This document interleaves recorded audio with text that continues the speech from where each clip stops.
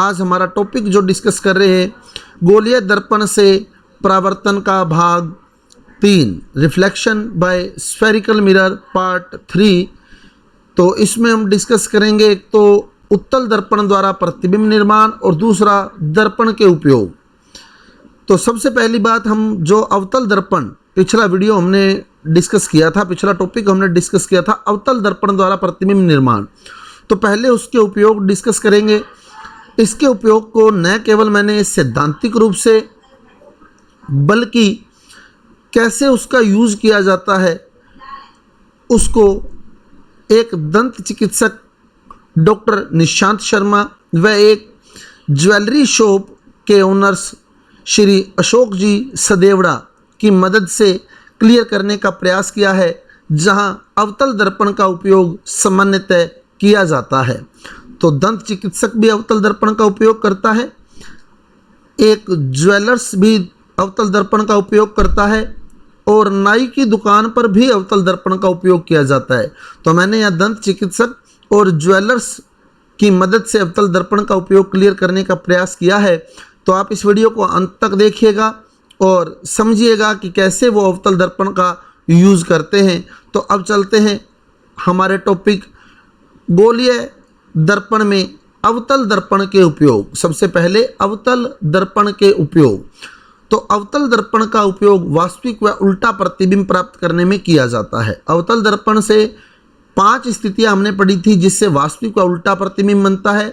जिन्होंने पिछला वीडियो नहीं देखा है तो उसका लिंक मैंने डिस्क्रिप्शन बॉक्स में दिया है, तो वहां से पहले पिछला वीडियो देखें, फिर इस टॉपिक को क्लियर करें तो आपको बहुत अच्छे तरीके से समझ आएगा। अवतल दर्पण प्रकाश की किरणों को एक बिंदु पर एकत्रित करता है। इसके इस गुण के कारण ही इसका उपयोग सूक्ष्मदर्शी में किया जाता है। तो अवतल दर्पण का उपयोग सूक्ष्मदर्शी में भी किया जाता है क्योंकि ये प्रकाश की किरणों को एक बिंदु पर इकट्ठा करता है, एकत्रित करता है। वो भी मैं अभी क्लियर कर दूंगा आपको कि कैसे। और अवतल दर्पण की एक स्थिति जिसमें बनने वाला प्रतिबिंब आभासी व सीधा व बड़ा होता है का उपयोग ज्वेलर्स, दंत चिकित्सक तथा नाई की दुकान पर होता है। तो अवतल दर्पण की हमने एक स्थिति पढ़ी थी जिसमें बनने वाला प्रतिबिंब जो होता है वो आभासी, सीधा और बड़ा होता है, जिसका उपयोग दंत चिकित्सक भी करता है और ज्वेलर्स भी करता है और नाई भी करता है। तो अब चलते हैं हम ज्वेलरी शॉप और दंत चिकित्सक के पास कि कैसे वो अवतल दर्पण का उपयोग करते हैं। तो जुड़े रहिए हमारे साथ ज्वेलर्स और दंत चिकित्सक से रूबरू होने के लिए। हेलो स्टूडेंट्स, मैं शशि डाणा। आज हम डिस्कस करने वाले हैं दर्पण के उपयोग। तो दर्पण के उपयोग को समझने के लिए मैं आज श्री विजयनगर के प्रसिद्ध ज्वेलर्स सदेवड़ा ज्वेलर्स की शॉप पर उपस्थित हुआ हूँ और परिचय करवा रहा हूँ आपका सदेवड़ा ज्वेलर्स के ओनर्स श्री अशोक जी से। तो अशोक जी से निवेदन करूँगा कि मेरे स्टूडेंट्स से थोड़ा रूबरू हों। तो अशोक जी अपना परिचय दीजिए।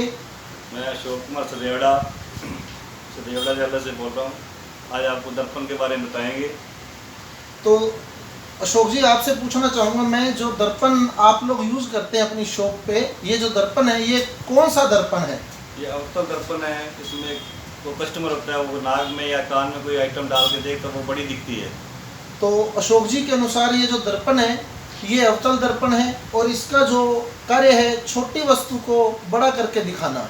कोई भी कस्टमर जब इनकी शॉप पर आता है तो जब वो नाक या कान में कोई आभूषण पहनता है तो वो आभूषण जो होता है वो छोटे की बजाय बड़ा दिखता है, ताकि वो डिजाइनिंग जो है उसकी बहुत अच्छी तरह से देख सके।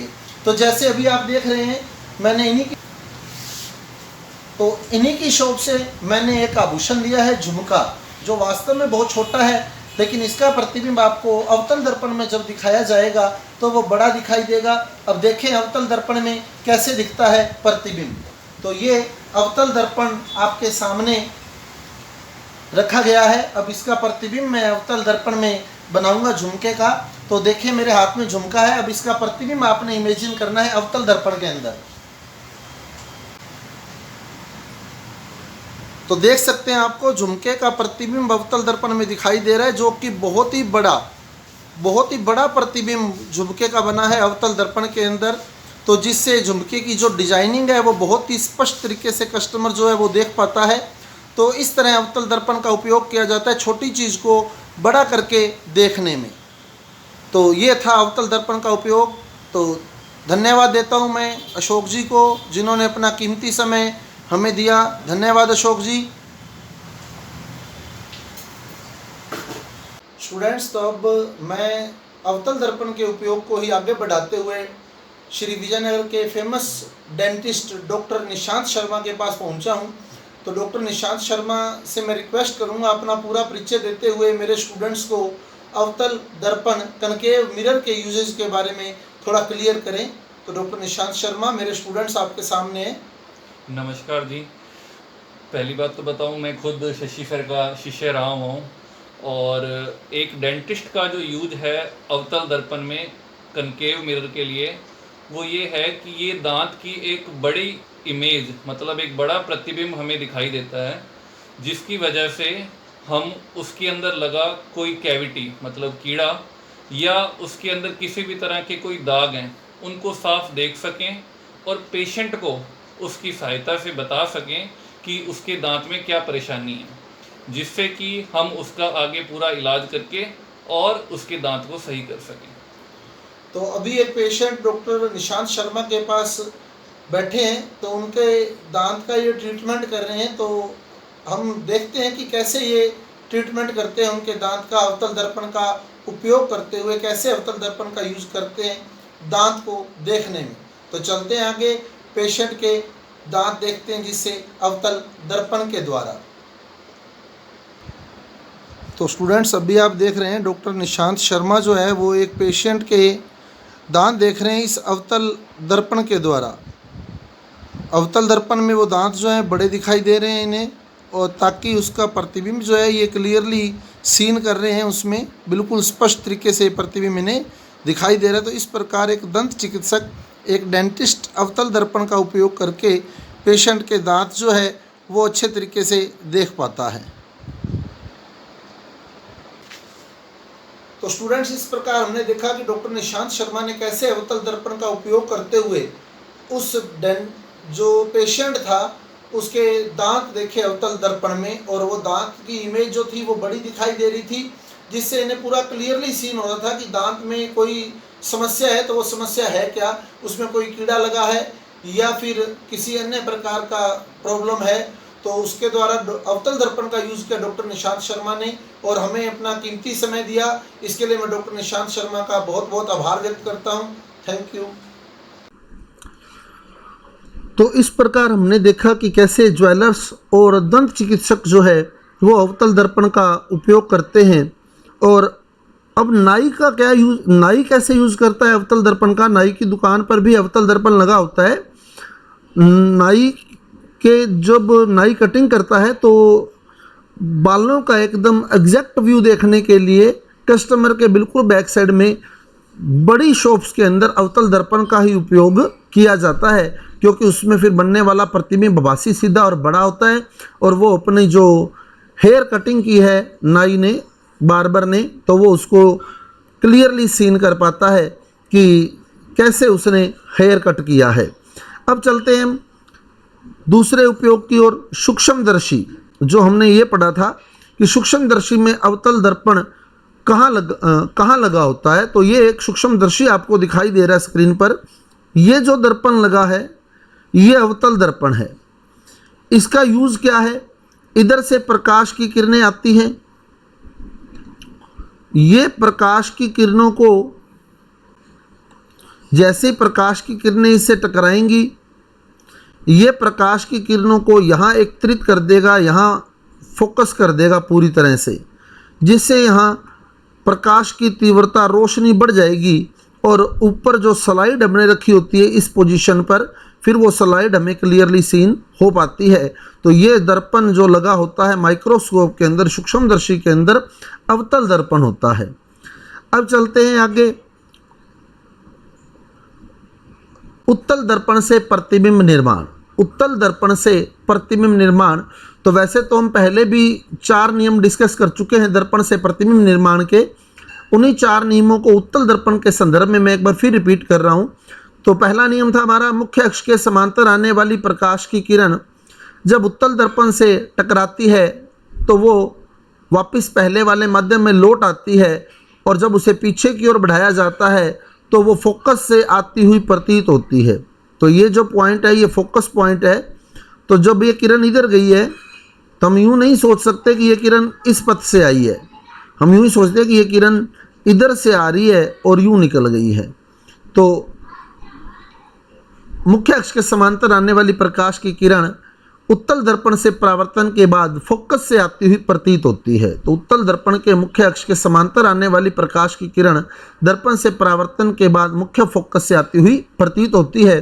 दूसरा नियम बिल्कुल अपोजिट रहेगा, इस तरह से कि ये अब किरण यूं जाएगी तो अपने को यूं लग रहा है ये फोकस में जाएगी, अपने को ऐसे आभास हो रहा है कि ये यूं चली है और ये फोकस में जाएगी, लेकिन सही में फोकस में नहीं जाती, यहाँ से टकराकर मुख्य अक्ष के समांतर हो जाती है।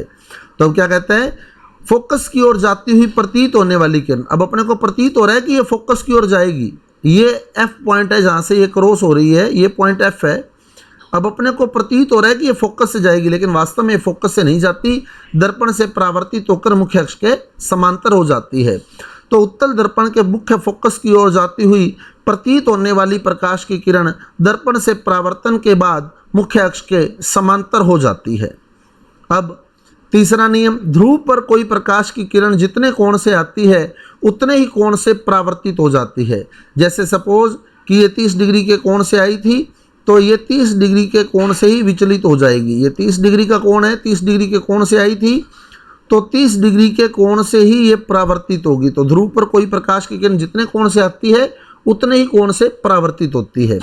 तो उत्तल दर्पण, चाहे वो अवतल दर्पण ही होता, सेम स्थिति रहती। उत्तल दर्पण के ध्रुव पर कोई प्रकाश की किरण जितने कोण से आपतित होती है वह उतने ही कोण से परावर्तित हो जाती है।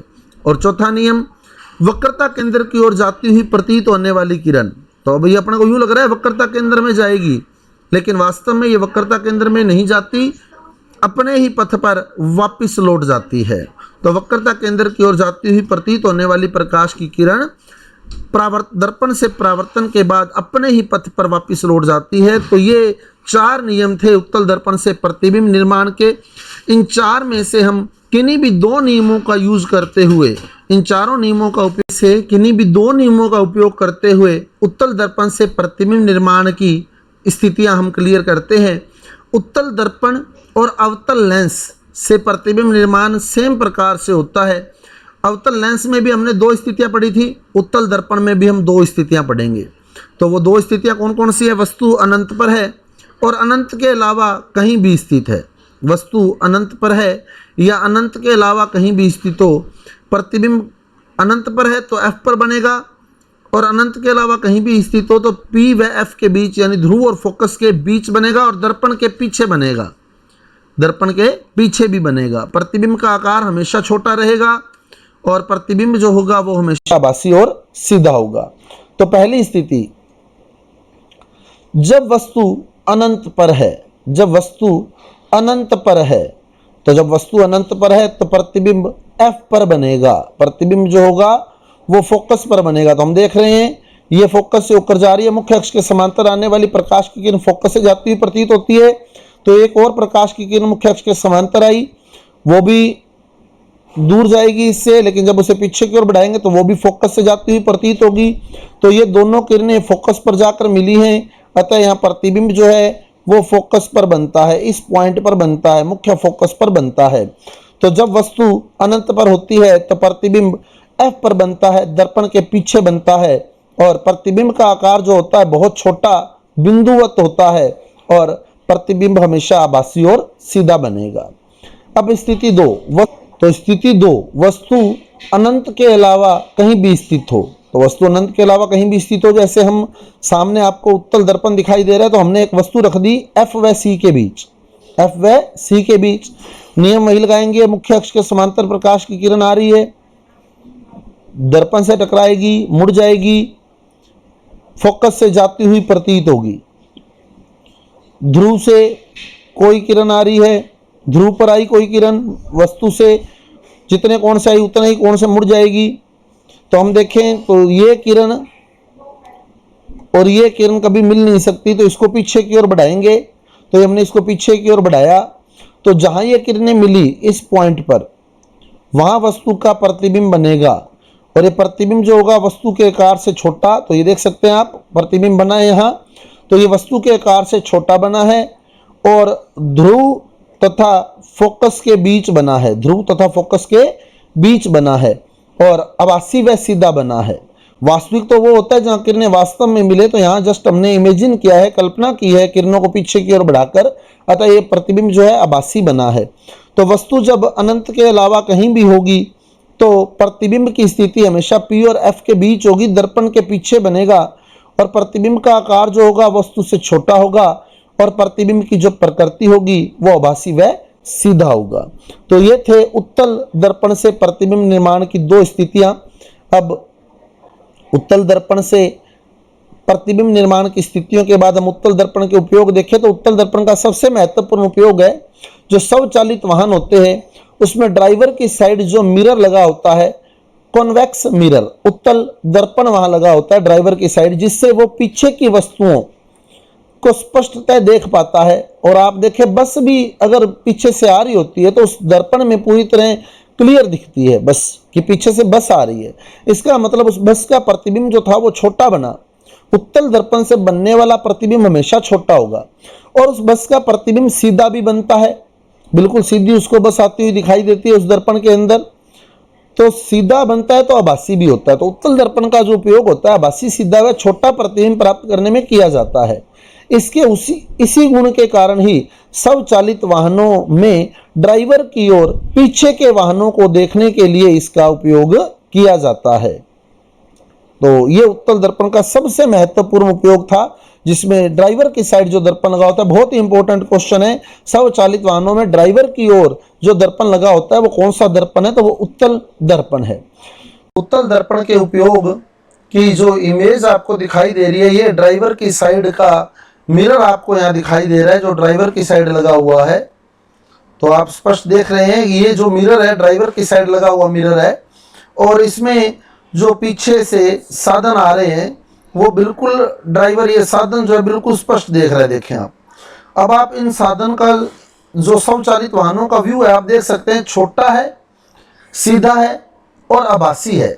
तो ये जो दर्पण लगा है ड्राइवर वाली साइड, ये उत्तल दर्पण है। तो इससे ड्राइवर जो होता है अपने पार्श्व दृश्य, पीछे के दृश्य बहुत ही अच्छे तरीके से देख पाता है, क्योंकि इससे आभासी, सीधा और छोटा प्रतिबिंब दिखाई देता है, जिससे बड़ी वस्तु भी इस दर्पण में स्पष्ट दिखाई देती है।